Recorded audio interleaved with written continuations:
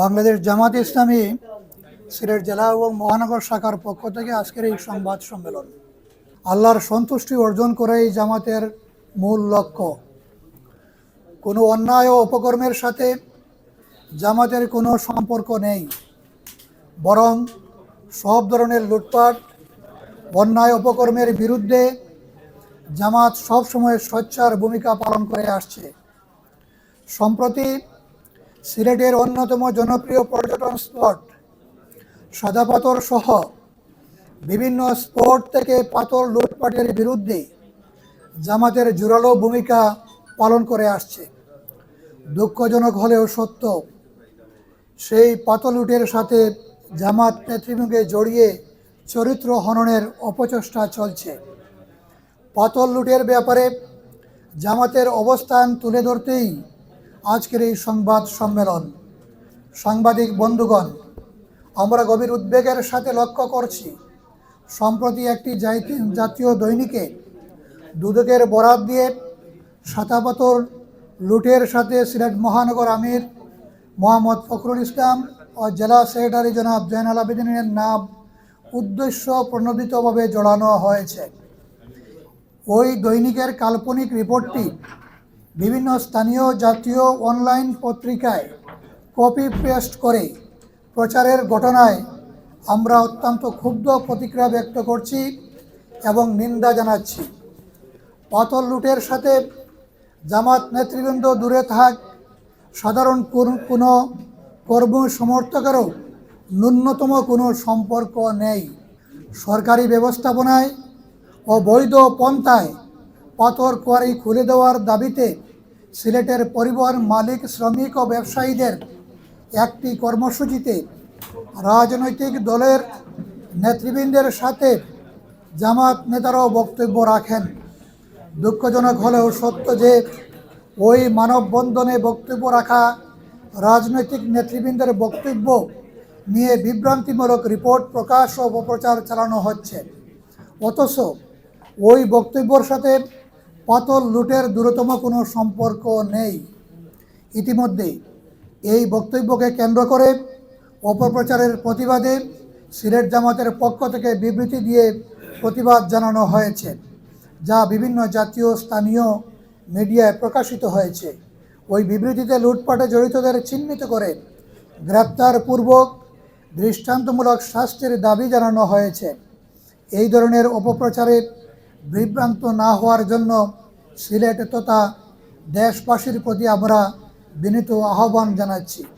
ইতিমধ্যে ওই রিপোর্টের প্রতিবাদ জানিয়ে সিলেট জেলা ও মহানগর জামাতের পক্ষ থেকেও বিবৃতি প্রদান করা হয়েছে। জাতির দর্পণ, কলম সৈনিক বন্ধুগণ, দুদকের বরাতে প্রকাশিত একটি দৈনিকের সংবাদে দুই জামাত নেতাকে উদ্দেশ্য প্রণোদিতভাবে জড়ানো হয়েছে। দুদকের রিপোর্টে জামাত নেতাদের নাম আছে, এর কোনো সত্যতা কোনো গণমাধ্যম পায়নি, কেবল ওই পত্রিকাটি পেয়েছে। এর আগে বিভিন্ন গণমাধ্যমে গোয়েন্দা রিপোর্টের বরাত দিয়ে এবং অনুসন্ধানী রিপোর্টে পাথর লুটপাটকারীদের নিয়ে সংবাদ প্রকাশিত হয়েছে। এসব সংবাদে কোথাও জামাতের কোনো নেতাকর্মীর নাম পাওয়া যায়নি। শুধু একটি দৈনিকের ওই ফরমায়েশি রিপোর্টে জামাত নেতাদের নাম জড়ানোর ঘটনায় আমরা বিস্মিত, যা পাথর চুরিতে জড়িত প্রকৃত আসামিদের আড়ালের অপপ্রচেষ্টা ও একটি গভীর ষড়যন্ত্রের অংশ বলে আমরা মনে করি। এই ধরনের কাল্পনিক ভুয়া সংবাদের আমরা তীব্র নিন্দা ও প্রতিবাদ জানাচ্ছি। এই ধরনের অপপ্রচার থেকে বিরত থাকার জন্য জোর দাবি জানাচ্ছি। নিরপেক্ষ তদন্তের মাধ্যমে পাথর লুটে জড়িত প্রকৃত আসামিদের চিহ্নিত করে শাস্তির আওতায় নিয়ে আসার জন্য সরকারের প্রতি জোর দাবি জানাচ্ছি। একই সাথে কোনো নিরীহ ও নিরপরাধ ব্যক্তি যাতে অযথা হয়রানির শিকার না হয় সেদিকে সক্রিয় সজাগ দৃষ্টি রাখার জন্য সংশ্লিষ্ট কর্তৃপক্ষের প্রতি বিনীত অনুরোধ করছি। সম্মানিত সাংবাদিক বন্ধুগণ, দুদক আদৌ এই ধরনের কোনো রিপোর্ট দিয়েছে কিনা এ ব্যাপারে আমরা এখনও নিশ্চিত নয়। তবে যে তালিকার বরাত দিয়ে সমকাল রিপোর্ট করেছে তার কোনো অস্তিত্ব আমরা দুদকে খুঁজে পাইনি। ইহা সম্পূর্ণ বিভ্রান্তিমূলক বলে আমরা মনে করছি। এছাড়া দুদক যদি তাদের রিপোর্টে জামাত নেতাদের নাম উল্লেখ করে থাকে তাহলে অবশ্যই দুদককে এর প্রমাণ দিতে হবে। অন্যথায় অপপ্রচারের জন্য দুদক ও কাল্পনিক ভুয়া রিপোর্ট প্রকাশকারী গণমাধ্যমকে জাতির নিকট ক্ষমা চাইতে হবে। এ ব্যাপারে জামাত এক বিন্দুও ছাড় দেবে না। আদর্শিক মোকাবেলায় ব্যর্থ হয়ে জামাতের বিরুদ্ধে অতীতে অনেক ষড়যন্ত্র হয়েছে এবং অপপ্রচার চালানো হয়েছে। ইতিহাস সাক্ষী সকল ষড়যন্ত্র নস্যাৎ হয়েছে।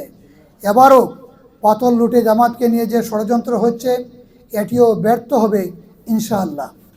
গণমাধ্যম বরাবরই প্রকৃত সত্য উদ্ঘাটনে জাতির দর্পণ হিসেবে বলিষ্ঠ ভূমিকা পালন করেছে। এবারও এই পাথর কাণ্ডে প্রকৃত সত্য উদ্ঘাটনে দায়িত্বশীল ভূমিকা পালন করবে বলে আমরা আশাবাদী।